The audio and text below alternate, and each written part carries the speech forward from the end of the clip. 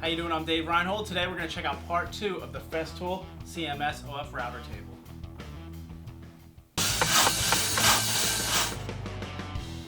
You know how I'm always talking about subscribe, comment, and everything like that? Well, somebody commented during the last video, and they talked about the push stick. I think his name is the Riesca. If I messed it up, my bad.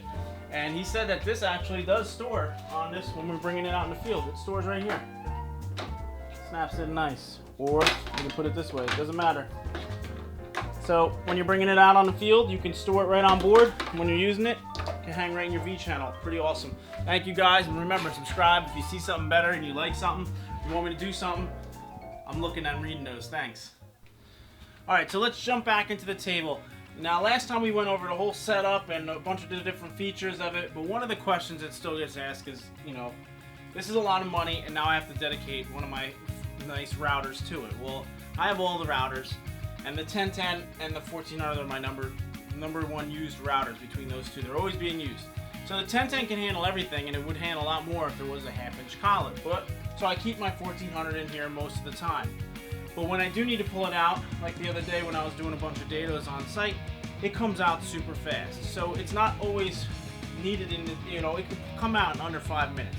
So that's kind of how I wanted to show you guys, like how quickly the router can be set into place, very quickly and easily. And you know, we'll actually turn it on this time. So first thing I'll do is flip it over,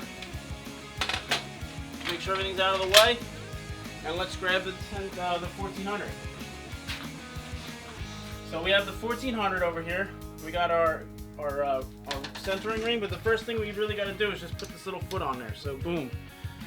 We make sure the fat point is facing down. The small point's for the 1010.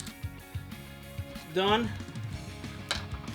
I'm gonna throw on the dust shroud. So there, and we'll grab the mounting ring.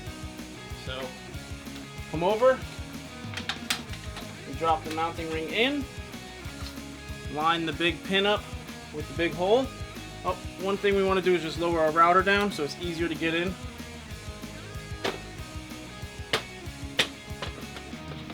That's it. It's in. So all we got to do is grab the fatter foot and just flop it on here. It doesn't really matter where. Just, you know, use your best judgment where you think it should sit the best to hold the router in.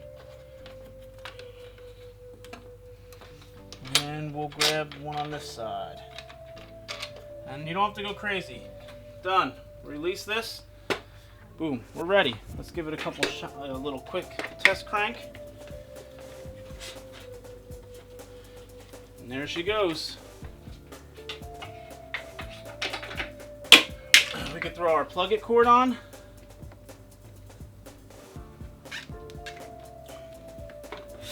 I'm trying to do everything up here. We'll plug it into the table. We'll just make sure the table is unplugged for safety purposes. So we'll flip the plate over and we'll stick it in.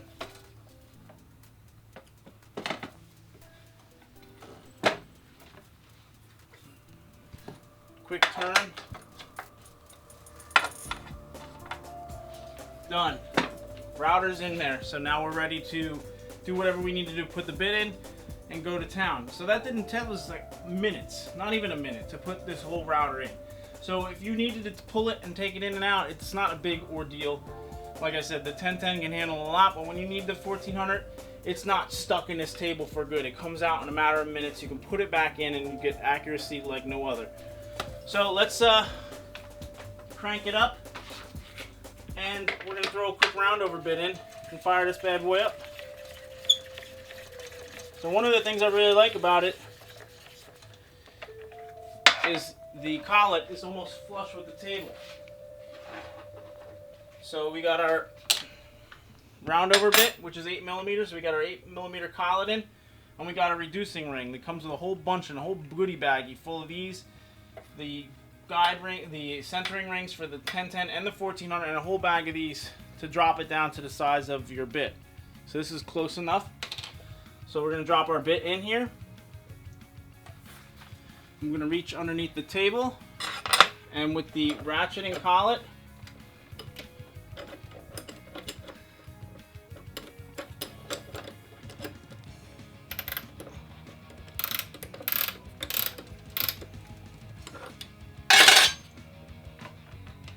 done. So now we can just dial in our height where we kind of want it. We'll just go like that for viewer purposes. Hang it up.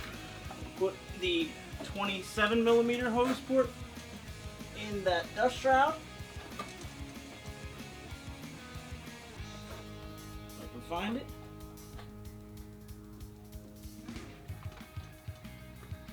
And then we'll throw the fence on.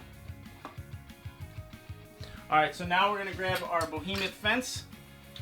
So we'll drop that on. Flip this out of the way.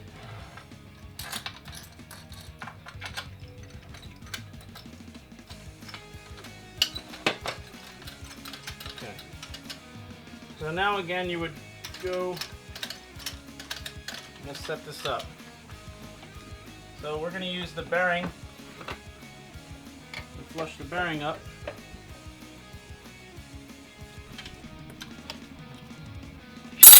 To our fence.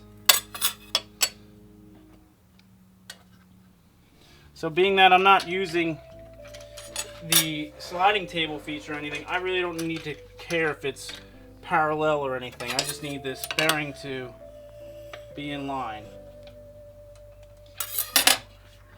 Close enough, and we will slide the fence in.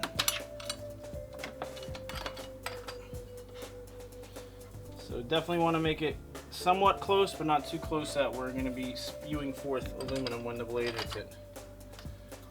Tighten them down, and again, don't have to go crazy, just snug it up.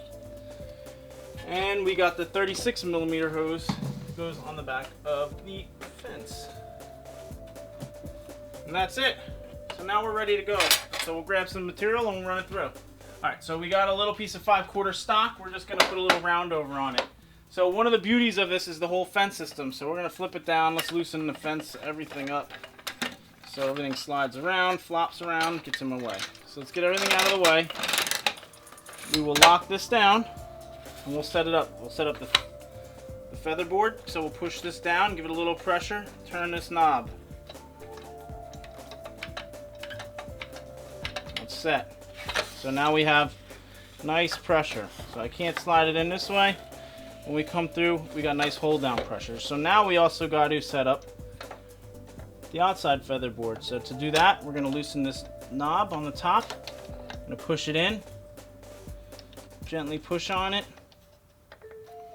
And that's set. Sometimes I'll just bring it over here and just check. I like it. Works good. So only thing left to do is just make sure everything is tight. Everything is good. Beautiful. Dialed in. We're going to plug our tool in. A lot of times I'll just make sure this is off. We got to cycle on the router, which once you get everything dialed in, we'll turn it on and hit the button. So now the router is on. So once it's plugged in and this green button is pressed, it will come on. So we'll just make sure it's off. Come on over. Plug it in. My back's all the way up. My back's on the auto setting.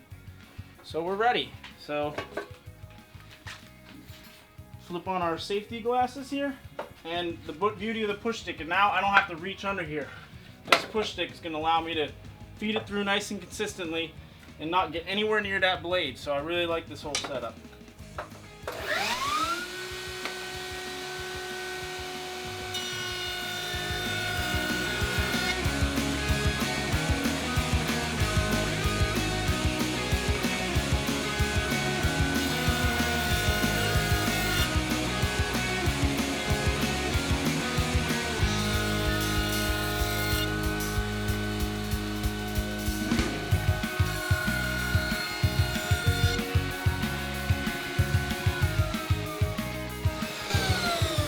So there you go. We just treated that edge in 4 simple passes.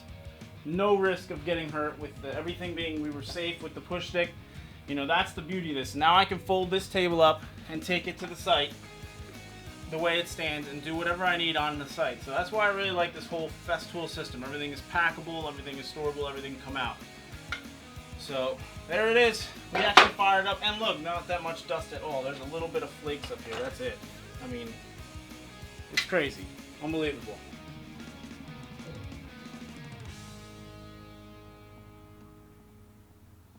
Alright, so that was a part 2 of our CMS video. Again, we have part 1, so check it out. We'll put the links in below. And this is part 2. Part 3 and part 4, that's going to give you an ongoing setup. And bear with us. You know, we've been laxed with taking this, with this next one coming out. I have 2 kids. John, my producer, has got 2 kids. And it's summer, and we're busy. So we kind of throw these in our spare time when we have the time to do it. So we have some other great ideas for tools. We got some great ideas where I want to actually make some doors on this with, you know, just dadoing and using the domino and just using a rail and style bit. So we have some good videos coming out. Just bear with us. And I hope you guys enjoyed this. Subscribe, comment, talk to us, let us know what you want to think, and check out Tool Nut. Talk to you guys later.